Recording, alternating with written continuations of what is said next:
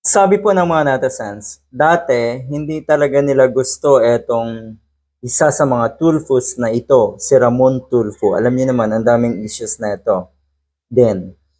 Pero sa puntong ito, dito sa kanyang statement, mukhang kampi ang mas maraming kababayan natin sa tinuran niya na ito. Mukhang nagugustuhan na nila dahil may boses, dahil nagsasalita, at dahil tama ang kanyang mga binibitawang salita. Yun naman ang importante, yung tama ka. Yung natutumbok mo kung ano yung katotohanan. Walang dadaig sa tapang ng isang tao na ang pinaghuhugutan ay ang katotohanan.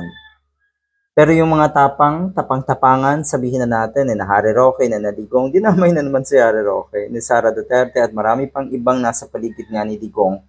Yung kanilang tapang, nakikita nyo, tapang-tapangan lang, dahil kailangan nilang magpakitang tapang kahit alam nila na sila ay may mga kasalanan at guilty sa mga inaakusa laban sa kanila.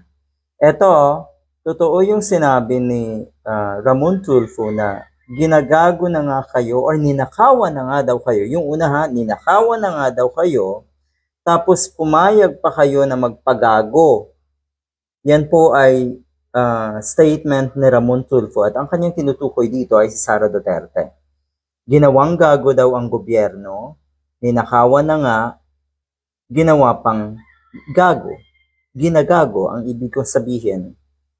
Biruin mong sabihin niya sa Commission on Audit na isa sa mga informants na binayaran niya sa kanyang CIF ay taong nagngangalang Mary Grace Piatos. You see, talagang hindi ito matitigil.